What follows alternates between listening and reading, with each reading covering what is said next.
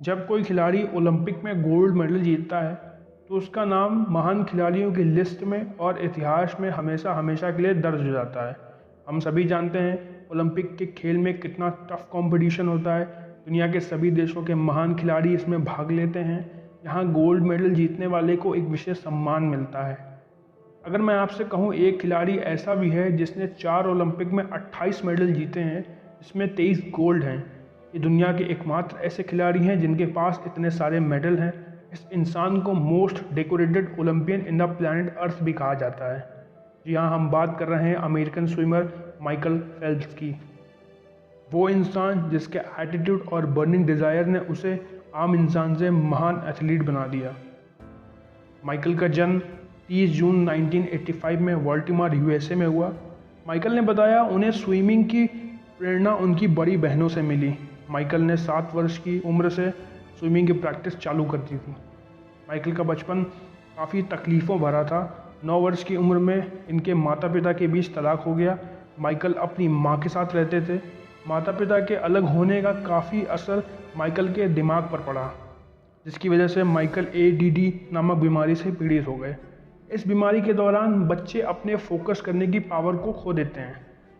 Michael अपनी माँ को अपनी प्रेरणा बताते हैं। 10 साल की उम्र में स्विमिंग का नेशनल रिकॉर्ड तोड़ा। 12 साल की उम्र में अपनी कैटेगरी के सारे नेशनल रिकॉर्ड तोड़ दिए। एक स्विमिंग कंपटीशन के दौरान माइकल की मुलाकात कोच बॉब बोमैन से हुई। माइकल की लगन और हुनर देख बॉब ने माइकल को ट्रेनिंग देना शुरू कर दिया। मात्र 15 साल की एज में स्कूल में रहते हुए माइकल ने ओलंपिक में पार्टिसिपेट किया। 19 साल की एज में माइकल ने अपने पिछले सारे रिकॉर्ड तोड़ दिए। अब माइकल काफ़ी फेमस हो चुके थे, लेकिन वे दुनिया की नज़र में तब आए जब उन्होंने मीडिया के सामने 2008 में बीजिंग में होने वाले ओलंपिक में 8 गोल्ड मेडल जीतने की बात कही। मीडिया के सामने जब उन्होंने ये बात कही, तब उनके कॉम्पिटिटर्स ने भी उनका काफ़ी ज़्यादा मजाक उड़ाया। आपकी जानकारी के लिए बता दूं, 1972 में मार्क स्पिट्स नाम के एक एथलीट ने स्विमिंग के अंदर 7 गोल्ड मेडल जीतकर एक वर्ल्ड रिकॉर्ड बनाया था। लोगों को लगता था कि रिकॉर्ड टूटना असंभव है, लेकिन फेल्प्स ने मीडिया को बता दिया कि वे अब ये रिकॉर्ड तोड़ेंगे।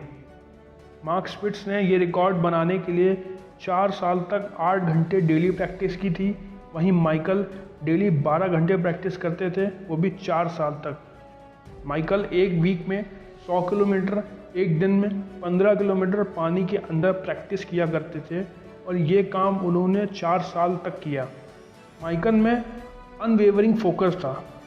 वे अपने लक्ष्य को पाने के लिए किसी भी हद तक जा सकते थे। वे हमेशा खुद को और ज़्यादा करने के लिए पुश किया करते थे। बीजिंग ओलंपिक की तैयारी के दौरान माइकल के साथ एक घटना हुई। दरअसल माइकल का राइट हैंड फ्रैक्चर हो गया था। डॉक्टर ने उनसे बोला कि वे अभी स्विमिंग नहीं कर सकते हैं। ओलंपिक सर पे था और माइकल ने कमिटमेंट भी कर दिया था सबके सामने। माइकल थोड़ा परेशान हो गए, लेकिन उनके अंदर एक बर्निंग डिज़ायर था। माइकल ने सोचा कि अब वे पैर से स्विमिंग करने की प्रैक्टिस करेंगे। 1 साल तक माइकल ने पानी के अंदर पैर से स्विमिंग करने की प्रैक्टिस की। उनकी प्रैक्टिस इतनी ज़बरदस्त थी कि जब उनका हाथ ठीक हुआ तब उनकी स्पीड काफ़ी ज़्यादा बढ़ चुकी थी। साल 2008 में बीजिंग ओलंपिक में लगातार 7 गोल्ड जीतने के बाद 200 मीटर्स की बटरफ्लाई स्ट्रोक रेस थी।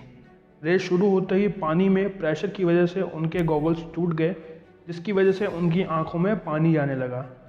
100 मीटर रेस कंप्लीट होने के बाद माइकल को दिखना बंद हो गया था, लेकिन माइकल ने की प्रैक्टिस इतनी ज़बरदस्त थी कि उन्हें याद था कि हर 20 स्ट्रोक के बाद उनका हाथ पूल की दीवार को टच करता है। वे लगातार पूरी तेज़ी के साथ आगे बढ़ते रहे। उन्होंने अपनी रेस को कंप्लीट की, और जब कंप्लीट करके स्क्रीन की तरफ देखा तब एक नया वर्ल्ड रिकॉर्ड बन चुका था, और ये वर्ल्ड रिकॉर्ड माइकल फेल्प्स ने बनाया था।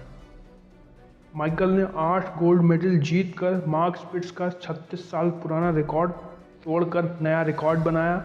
माइकल ने अपने हार्डवर्क से अपने कमिटमेंट को पूरा किया। अब माइकल के पास सब कुछ था। वे दुनिया के 5वें सबसे अमीर खिलाड़ी हैं। माइकल ने माइकल फेल्प्स फाउंडेशन की स्थापना की, जहां बच्चों को स्विमिंग सिखाई जाती है। माइकल अब ओलंपिक से संन्यास ले चुके हैं। वे अपना लेविश लाइफस्टाइल जी रहे हैं। नाम पैसा मिलने के बाद माइकल के नए दोस्त भी बन गए। इसी बीच माइकल को नशे की आदत भी लग गई। एक बार उन्हें DUI driving under the influence of intoxication के तहत जेल भी जाना पड़ा था। इसके अलावा उनके स्विमिंग पर 6 महीने के लिए बैन भी लगा दिया गया था। माइकल काफ़ी ज़्यादा परेशान हो गए थे। उन्होंने फैसला किया कि अब वे फिर ओलंपिक में वापसी करेंगे। माइकल बताते हैं उनकी माँ और कोच उनके सबसे बड़ी प्रेरणा है। उनकी वजह से ही वे साल 2012 में वापसी कर पाए। साल 2012 के ओलंपिक में माइकल ने 4 गोल्ड और 2 सिल्वर मेडल जीतकर वापसी की। और वे यहीं नहीं रुके, वे बाकी खिलाड़ियों से प्रेरणा लेकर साल 2016 के रियो ओलंपिक में 5 गोल्ड और 1 सिल्वर मेडल जीतकर फिर से इतिहास रच दिया। माइकल ने यह साबित कर दिया, अगर इच्छा शक्ति मजबूत हो तो आप कुछ भी कर सकते हैं। माइकल ने बताया, बीजिंग ओलंपिक के दौरान वो रोज़ 12 घंटे पानी में प्रैक्टिस किया करते थे। उन्होंने 4 साल में केवल 2 छुट्टियां ली, एक दिन तब जब बहुत ज़्यादा बर्फबारी हो रही थी और एक दिन उनके दांत में दर्द था। माइकल अपने कोच बॉब बोमैन को बहुत ज़्यादा मानते हैं। बॉब बताते हैं, माइकल ने 4 साल तक कड़ी मेहनत की, वे उनके हर एक पैमाने पर खरे उतरे हैं। बॉब बताते हैं, माइकल में अनवेवरिंग फोकस है। उन्होंने 4 साल तक अपने आप को एक टफ रूटीन में रखा। उनकी एक्सरसाइज, उनका खाना बहुत ज़्यादा डिसिप्लिन था। माइकल कहते हैं, to achieve the unachievable. Michael कहते हैं, तैरना मेरे लिए नॉर्मल है। मैं रिलैक्स हूँ, कंफर्टेबल हूँ और मुझे अपनी आसपास की चीज़ों के बारे में पता है। यह मेरा घर है। हम माइकल से क्या सीख सकते हैं? हम सीख सकते हैं अपने लक्ष्य को पाने के लिए हमें पूरी तरह समर्पित होना पड़ेगा। हमें अपने 100% देना पड़ेगा। हमें अपना सारा मज़ा अपने सपने में ढूंढना होगा ताकि हम अपना 100% दे सकें। माइकल के अंदर एक अनवेवरिंग फोकस है जो उसे आम से खास बनाता है और उसे उन्होंने अपने हार्डवर्क और डिसिप्लिन से डेवलप किया है। हमारा ध्यान बार बार भटकना नहीं चाहिए, इससे हम कभी अपने काम में 100% नहीं दे सकते हैं। माइकल कहते हैं, मेरा मानना है लक्ष्य कभी आसान नहीं होना चाहिए, वो ऐसा होना चाहिए जो आपको काम करने के लिए फोर्स करे, तब भी जब आप उसे करने में अनकंफर्टेबल हो जाएं। माइकल कहते हैं, मैं खुद एक आम इंसान की तरह सोचना पसंद करता हूँ जिसके पास एक जुनून है, एक लक्ष्य है, एक सपना है और वो बाहर जाता है, उसे पूरा करता है और वास्तव में मैंने ऐसी ही ज़िंदगी जी है। मैं उम्मीद करता हूँ बर्निंग डिज़ायर की ये कहानी आपको पसंद आई हो। वीडियो अच्छा लगा हो तो वीडियो को लाइक और चैनल को सब्सक्राइब ज़रूर कर दें। लगातार अपने सपनों का पीछा करते रहें जब तक आप उसे पा न लें। मिलते हैं नेक्स्ट वीडियो में, तब तक बिल्ड योरसेल्फ। Thank you.